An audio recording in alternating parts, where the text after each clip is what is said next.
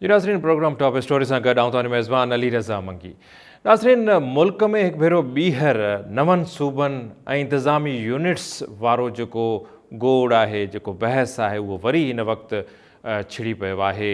ऐं गुज़िरियल ॾींहुं वफ़ाक़ी घर वज़ीर मोहसिन नक़वी हिकु कॉन्फ्रेंस में ख़िताबु कयो ऐं हुनजो चवणो त सिस्टम तबाह थी चुको आहे, सिस्टम खे रीसेट करिणो आहे ऐं हुन इंतिज़ामी यूनिट्स जी ॻाल्हि कई। उनखां पोइ वरी वफ़ाक़ी वज़ीर अलीम ख़ान ट्वीट जारी कयो, जंहिंमें बि हुन चयो आहे त मोहसिन नक़वी जूं ॻाल्हियूं दुरुस्त आहिनि, उन्हनि ते गौर करणु घुरिजे। DG ISPR lieutenant general Ahmed Chaudhry साहब बि अहमद शरीफ़ चौधरी साहब प्रेस कॉन्फ्रेंस कई, मीडिया ब्रीफिंग कई। हुनजो चवणो त आबादी चौण ते वधी वई आहे, जॾहिं त सूबा 4 ई आहिनि। आइन तहत मसइला हल थियणु घुरिजनि। हुन गुड गवर्नेंस ते ज़ोर ॾिनो आहे। मुल्क में गुड गवर्नेंस जी ज़रूरत आहे। सभिनी सियासी पार्टियुनि खे गॾिजी वेहणो आहे।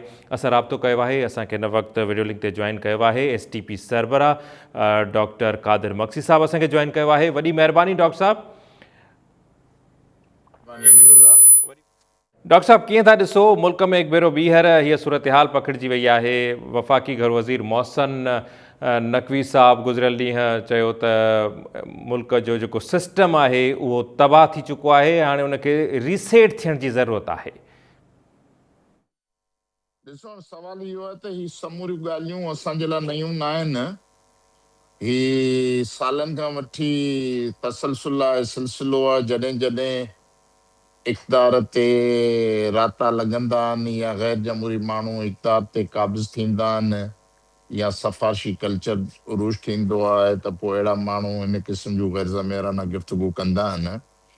त पाकिस्तान में 1947 खां वठी जीअं मुल्क वजूद में आयो आहे, तीअं कराची जेको आहे उन्हनि समूरी इक़्तिदार परस्त क़ुवतुनि जो अखियुनि जो कंडो आहे। छो जो पाकिस्तान जो पहिरियों सूबो सिंध आहे ऐं पहिरियों शहर कराची जो आहे, जंहिं कराची जे शहर खे पोर्ट सिटी हो अंग्रेज़नि जी कॉलोनियल दौर में। इहो जेको बंदरगाह हुई, स्टैब्लिश बंदरगाह हुई, इन जे करे न रुगो वणज वापार जा मफ़ाद लाॻापियल आहे, पर फ़ौजी मफ़ाद बि इन सां स्ट्रेटेजिक मफ़ाद बि लाॻापियल आहे। इन जे करे कराची ख़ासि तौर ते उन्हनि जे साज़िशुनि जो शिकार रहियो आहे। पोइ तव्हां इब्तिदाई ज़मानो ॾिठो त कराची वफ़ाक़ी इलाइक़ो करार थी वियो हो, कैपिटल हो, पोइ वफ़ाक़ी इलाइक़ो करार ॾिनो वियो। वरी जॾहिं सूबनि जो 1 यूनिट जो ज़मानो आयो त सभिनी सूबनि खे हड़प करे उनजो वजूद मिटाए हिकु सूबे जी शिकिल वेस्ट पाकिस्तान जी शिकिल ॾिनी वई।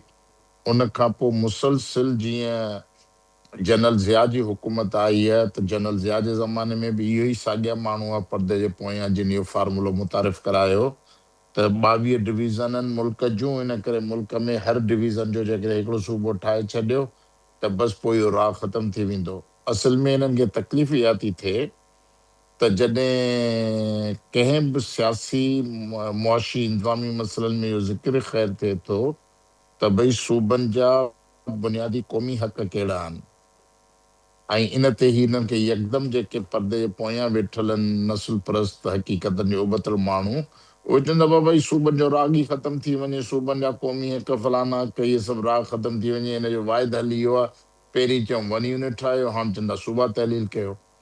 मसइलो इहो आहे त हिन माइंड सेट खे पहिरीं बुनियादी इहा ॻाल्हि सम्झणी पवंदी त ही इंतिज़ामी सूबा न आहिनि। सिंध, बलोचिस्तान, पश्तूनख्वा, पंजाब इहे इंतिज़ामी सूबा न आहिनि, इहे ख़ालिक सूबा आहिनि पाकिस्तान जा। ऐं पाकिस्तान हिकिड़ो फितरी मुल्क न आहे। पाकिस्तान को हज़ारनि सालनि खां वठी हिकिड़ी फितरी सरज़मीन आहे। इन करे असां पाकिस्तानी जॾहिं तारीख़ पढ़ाईंदा आहियूं त असां चवंदा आहियूं पाकिस्तान 1947 में महरज़ वजूद में आयो आहे। जॾहिं चऊं था त हिन खे ठाहियो वियो आहे, तश्कील कयो वियो आहे, त तश्कील ॾियण वारा केरु आहिनि? इहे ई क़ौमूं आहिनि, इहे ई मादिरे वतन आहिनि जिन जी ज़मीनुनि ते मुल्क ठहियो आहे। हाणे उन्हनि जी जेसीं हैसियत क़बूल करे, उन्हनि जा बुनियादी हक़ क़बूल करे ही अॻिते न वधंदा, उन वक़्त ताईं मामला कॾहिं बि सिधा थियण न ॾींदा। हिन जो माइंड सेट ख़राबु आहे। हिननि खे असल में मुल्क खे रीसेट करण लाइ अहिड़नि समूरनि हक़ीक़तुनि जो उबतड़ हलंदड़ माण्हुनि जे दिमाग़ खे रीसेट करण जी ज़रूरत आहे।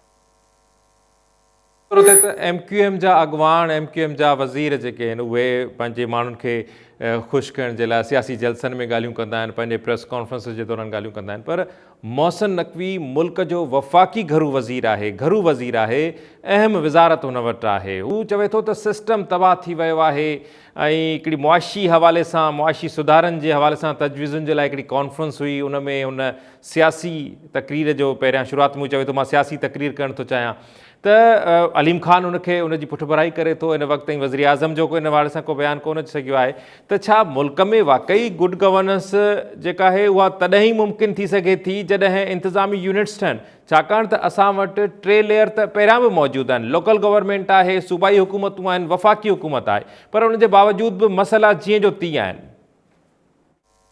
ॾिसो रज़ा, हाणे हुन में इहो आहे त पहिरियों त जॾहिं मुल्की निज़ाम तबाह आहे त हिन वज़ीरनि जी इख़लाक़ी ज़िम्मेवारी आहिनि त पाण इस्तीफ़ा ॾेई वञनि, पाण हुकूमत खां धार थी वञे त हुकूमत नाकाम आहे, नाहल आहे, ही मुल्क जा मसइला पैदा हल नथी करे सघे।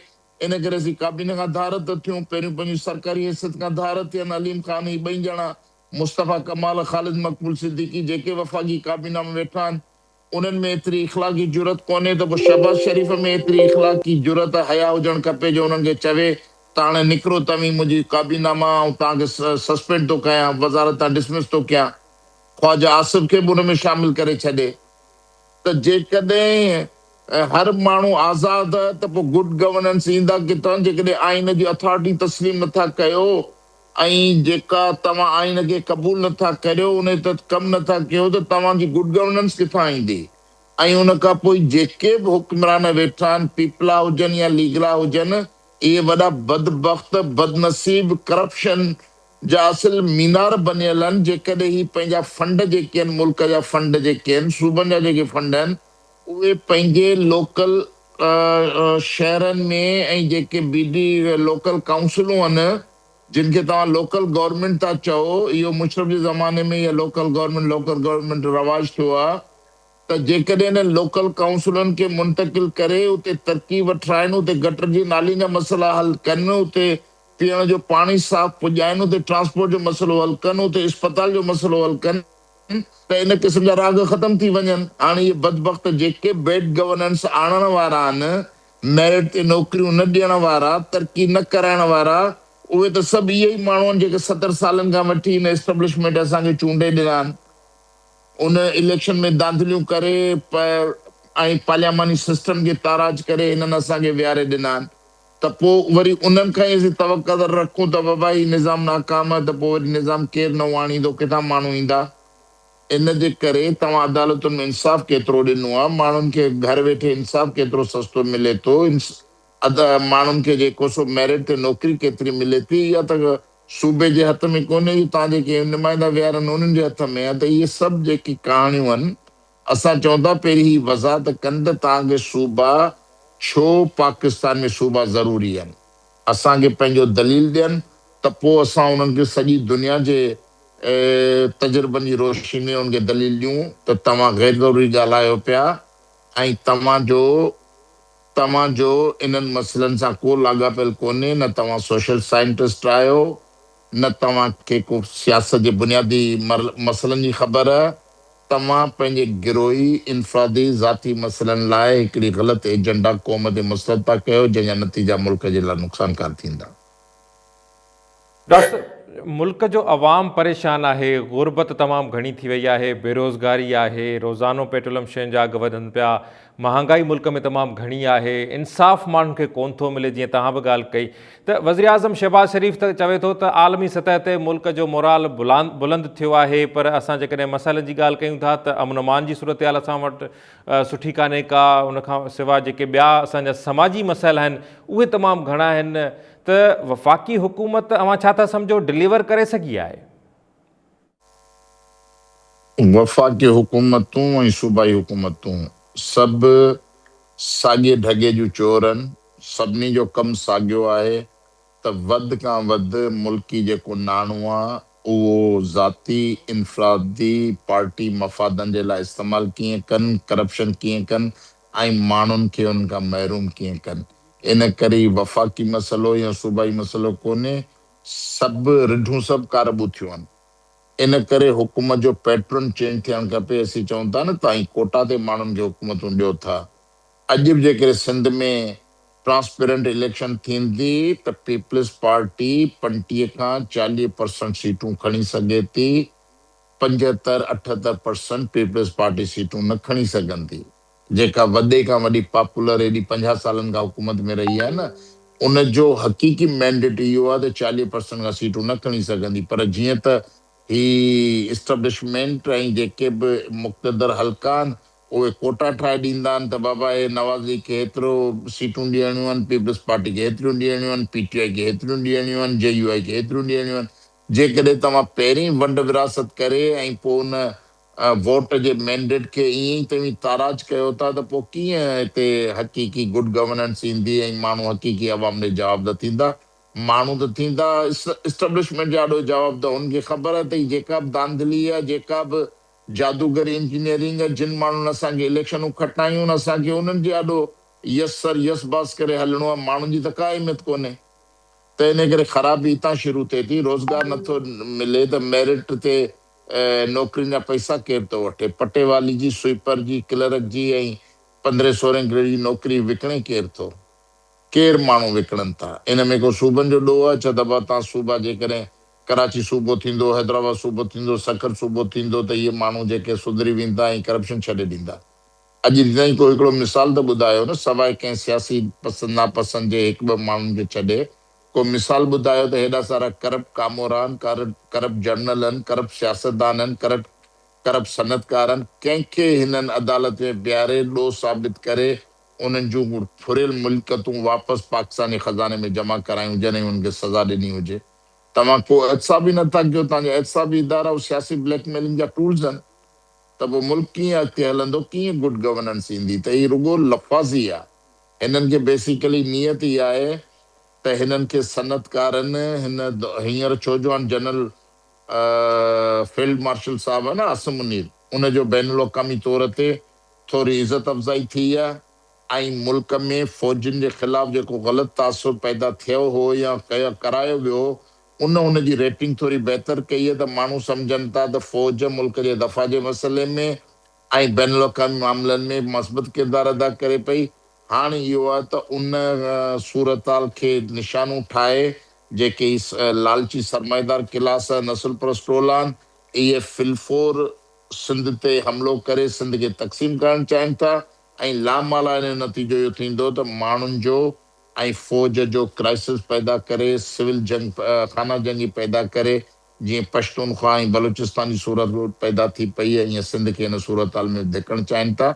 मां त चवां थो जे इहा सूरत थींदी त पंजाब जी बि सूरत इन खां मुख़्तलिफ़ न थींदी। इन करे सॼो मुल्क खाना जंगी जे हवाले थी वेंदो ऐं पोइ सवाइ हथ मैटण जे ऐं हिक ॿिए खे ख़ुदा हाफ़िज़ चवण जे ॿियो को रस्तो कोन हूंदो। अलीम ख़ान चवे थो त हर सूबे खे 3 सूबनि में विरायो वञे, उन्हनि जो जेको तशख़ुस आहे, सुञाणप आहे, उहा बि बरक़रार रहंदी, उहा बि बरक़रार रहणु घुरिजे। आइन तहत मसइला हल थियण जी ॻाल्हि बि कई वञे थी, अवाम वटि वञी उन्हनि खां राय वठण जी बि ॻाल्हि कई वञे थी। छा था सम्झो, छा मुल्क जो अवाम, सिंध जो अवाम, बलूचिस्तान जो अवाम, केपी जो अवाम, पंजाब जो अवाम इन ॻाल्हि खे मञींदो? इन जे हवाले सां उहो इन शइ खे तस्लीम कंदो? यार पहिरीं इन्हनि साहबनि खां पुछो त तव्हांजो मैंडेट छा आहे, तव्हांजी ज़ाती हैसियत कहिड़ी आहे एज़ अ फर्द। त जंहिंखे जेका ज़हन में अचे थी ॻाल्हि उहो चई सघे थो। असां उन ज़बान खे ताला नथा हणणु चाहियूं। पर जेकॾहिं हू चोर दरवाज़नि खां कंहिंजी सिफ़ारिश ते इक़्तिदार में अचनि, वज़ारतूं हासिलु कनि ऐं पोइ इन क़िस्म जूं गैर ज़मीराना ॻाल्हियूं कनि, गैर आइनी ॻाल्हियूं कनि, त उहे अकाउंटेबल हूंदा आहिनि। उन्हनि खे पकिड़े अदालत में बीहारणु खपे। इहो कहिड़ो तरीक़ो आहे? दिलि में चोर चोर हुजे ऐं ज़ाहिर चई बि न सघो त ॿ टे हिसा ठाहियो, सूबनि जी ज़ाती हैसियत ख़राब न थींदी। इहो जेको विच में फार्मूलो ॾसियो वियो हो न फील्ड मार्शल साहब खे, त साईं ठीकु आहे, सिंध जे माण्हुनि खे एतिराज़ आहे, भले तव्हां कराची सूबो न चओ, तव्हां ॿियो सूबो न चओ, तव्हां ईस्ट वेस्ट नॉर्थ साउथ ईअं 4 सूबा करे छॾियो, नालो त सिंध जो हूंदो न बापो, सूबा 4 थींदा मिड़ी ख़ैर आहे। मूंखे इहो ॿुधायो त 20 सूबा ठाहिण सां, 20 वज़ीर आला ठाहिण सां, 20 गवर्नर पैदा रखण सां, 20 सेक्रेटरी ठाहिण सां उन जा इंतज़ामी ख़र्च वधंदा, उन्हनि जो मामिलो वधंदो या मामिलो घटिबो। चओ था त मुल्क में बहिरान आहे, असां पैसे लाइ परेशान आहियूं, त पोइ इहे तव्हां ख़र्च वधाए अयाशियुनि जो सामान कठो था कयो। 20 माण्हुनि खे तव्हां हेलीकॉप्टर वठी ॾियो, 20 माण्हुनि खे तव्हां जहाज़ वठी ॾियो, उन्हनि खे तव्हां मर्सिडीज़ गाॾियूं प्रोटोकॉल जूं वठी ॾियो, लैंड क्रूज़रूं वठी ॾियो, उन जूं वॾियूं वॾियूं सेक्रेटरीट ठाहियो 100 एकड़नि ते। ही कहिड़ी मुल्क जी ख़िदमत करियो था भाउ?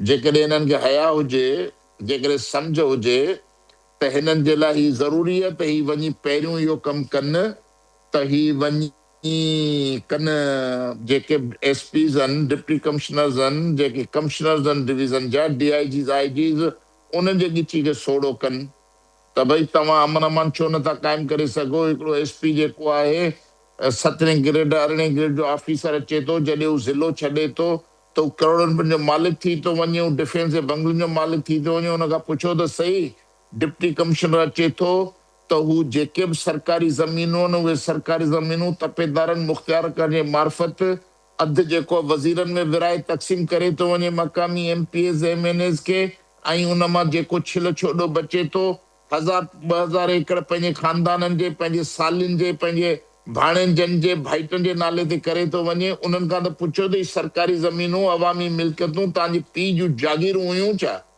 जो तव्हां इहे बंदरबाट करे विराए खाई था वञो, ऐं पोइ असांखे ॾसियो था त हाणे ही जेके क़ौमूं आहिनि, ही जेके तारीख़ी हज़ारनि सालनि जूं क़ौमूं, उन्हनि खे तक़सीम कयो तॾहिं गुड गवर्नेंस ईंदी।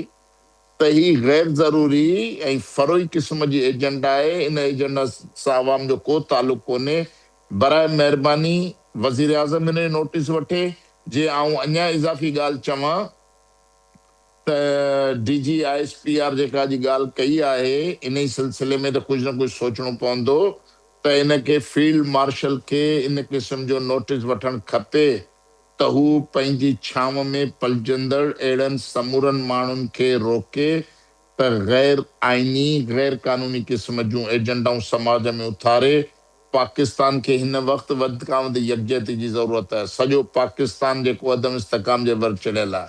बैनुल अक़वामी सूरत हाल छा आहे? ॾिसो था ख़िते जी छा सूरत हाल आहे। का ख़बर न आहे त कॾहिं इज़राइल जा जहाज़ जेके आहिनि पाकिस्तानी सरहदुनि ते इंडिया सां गॾिजी हमला करणु शुरू करे छॾींदा।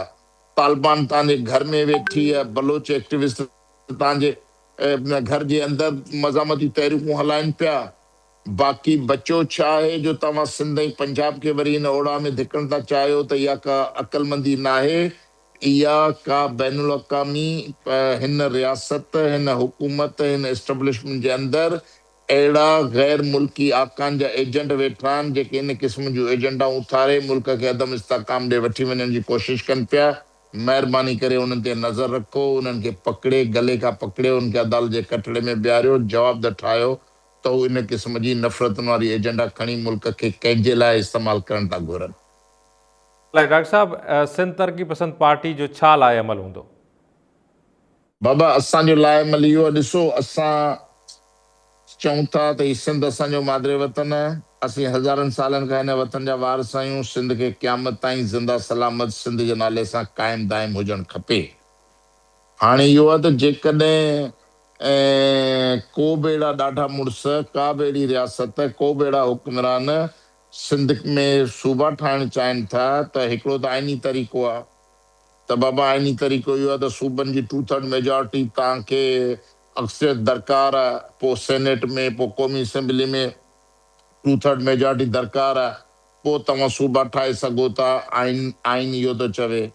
पर जेकॾहिं कंहिं एग्ज़िक्यूटिव ऑर्डर, को मार्शल लॉ हणी, को इमरजेंसी हणी ऐं को रेफरेंडम जो बहानो ठाहे इन क़िस्म कंदो त असीं 7 करोड़ इंसान, 6.5 करोड़ सिंध में वेठा आहियूं ऐं सॼी दुनिया में 2-2.5 करोड़ वेठा आहिनि। टोटल मिलाईंदासीं असीं 10 करोड़ सिंधी आहियूं।